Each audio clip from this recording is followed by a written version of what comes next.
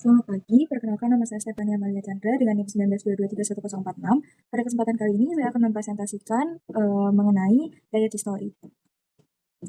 Baik, jadi diet history adalah salah satu metode survei konsumsi pangan pada level individu yang dilakukan secara langsung dengan pendekatan retrospektif. Metode ini dikembangkan dengan tujuan untuk menilai asupan makan individu dalam jangka waktu yang panjang, sehingga dapat memberikan gambaran yang lebih menyeluruh mengenai pola konsumsi. Kemudian data yang dihasilkan dari metode ini juga dapat bersifat kualitatif atau kuantitatif tergantung pada kedalaman informasi yang diperoleh. Nah, penting untuk membandingkan penerapan metode diet history pada berbagai penelitian karena hal ini dapat menunjukkan kelebihan, keterbatasan, serta variasi hasil yang diperoleh dalam konteks yang berbeda. Menilai keandalan dan validitas metode ini, serta memperkaya literatur ilmiah mengenai efektivitas diet history sebagai alat penilaian konsumsi pangan pada berbagai populasi. Berikut merupakan ada 3 jurnal yang dijadikan bahan perbandingan di sini. Yang pertama itu ada jurnal dari Hosada et al. Pada tahun 2021, kemudian ada Julian Serrano et al. Pada tahun 2025, dan Murakami pada tahun 2022. Baik, berikut merupakan pembahasan dari jurnal yang pertama dari Hosada et al. Tahun 2021. Jadi, pada jurnal ini membahas mengenai penyakit periodontal. Penyakit periodontal merupakan masalah kesehatan kronis yang dapat muncul sejak usia muda dan dipengaruhi faktor nutrisi. Namun, penelitian hubungan pola makan dengan PD pada wanita muda ini masih terbatas sehingga perlu dikaji lebih lanjut. Berikut merupakan metode pelaksanaan pengolahan data dan analisisnya. Di sini sampelnya menggunakan 120 mahasiswi yang mengisi Diet History Questionnaire atau DHQ. Pemeriksaan periodontal dengan Community Periodontal Index atau CPI itu dikelompokkan jadi non-PD dan PD. Kemudian asupan nutriennya ini dihitung dengan tabel komposisi makanan Jepang. Data dinormalisasi per 1000 kilokalori agar terkontrol mengenai ukuran tubuh dan energinya. Kemudian dilakukan juga uji beda antar PD dan non-PD menggunakan t-test, Mann-Whitney-U atau Welch test sesuai dengan distribusi datanya. Kemudian untuk multivariatnya ini menggunakan analisis regresi untuk melihat nutrien spesifik, misalnya seperti vitamin E dan sayur hijau kuning yang signifikan terkait penyakit periodontal.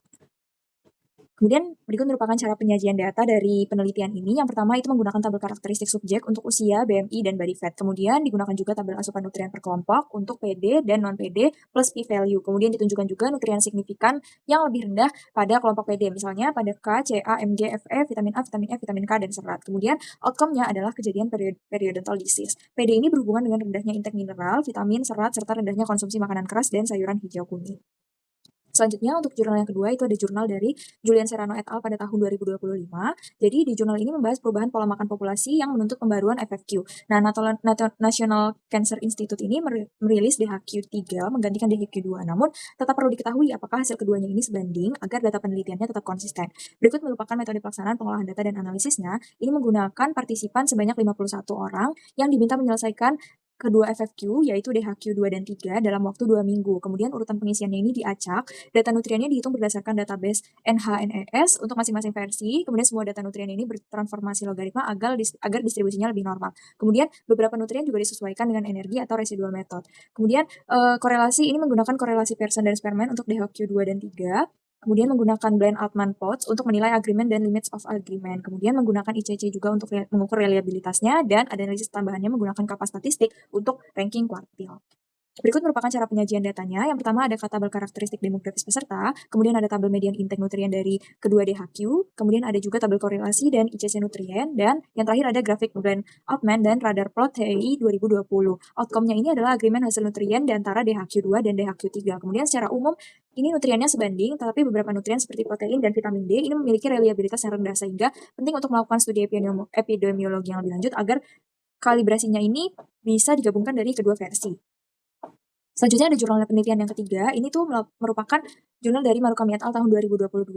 Ini menilai pola makan yang penting untuk penelitian gizi. Namun metode akurat ini seperti dietary record sering membanding responden. Untuk itu dikembangkan Meal-Based Diet History Questionnaire atau MDHQ yang lebih praktis, tetapi perlu diuji juga validitasnya dibanding metode standar.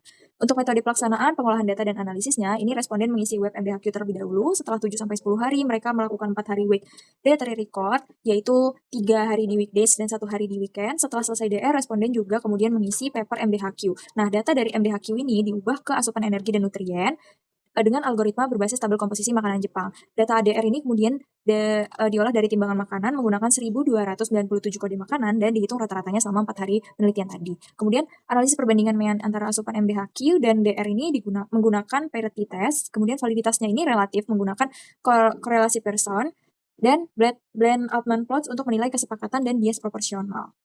Selanjutnya, ini merupakan cara penyajian datanya. Yang pertama, disajikan data tabel karakteristik subjek, yaitu memuat usia, BMI, pendidikan, dan riwayat merokok. Kemudian menggunakan tabel perbandingan mea nutrien antara DR dan MDHQ. Kemudian menggunakan juga grafik Ben-Altman untuk protein, lemak, dan karbohidrat. Outcome-nya adalah validitas MDHQ terhadap DR. Kemudian ditemukan underestimasi protein dan lemak, serta overestimasi karbohidrat. Implikasinya adalah MDHQ ini dapat dipakai untuk ranking individu, tetapi bukan estimasi absolut. Berikut merupakan tabel dari perbandingan hasil penelitian. Selanjutnya, untuk kesimpulannya, ketiga jurnal ini menunjukkan pentingnya validasi metode penilaian pola makan dalam penelitian gizi. Di jurnal Marukami et al. Tahun 2022 menyimpulkan bahwa MDHQ ini cukup valid untuk mengurutkan individu berdasarkan asupan zat gizi, meskipun terdapat bias estimasi terhadap protein, lemak, dan karbohidrat. Kemudian jurnal yang kedua adalah Hosada et al. Ini menegaskan adanya hubungan antara pola makan rendah, vitamin, mineral, serat, sayuran hijau kuning, serta makanan keras dengan meningkatnya risiko penyakit periodontal pada wanita muda. Selanjutnya, jurnal yang ketiga, ada jurnal dari Serrano et al. Tahun 2025, ini menunjukkan bahwa DHQ3 ini pada umumnya sebanding dengan DHQ2. Namun, keduanya ini dapat digunakan dalam penelitian epidemiologi meski memerlukan kalibrasi pada beberapa nutrien seperti protein dan vitamin D. Secara keseluruhan, penelitian-penelitian ini menekankan bahwa instrumen kuesioner diet harus divalidasi agar hasilnya akurat dan relevan terhadap outcome kesehatan. Baik, sekian dari presentasi saya. Terima kasih.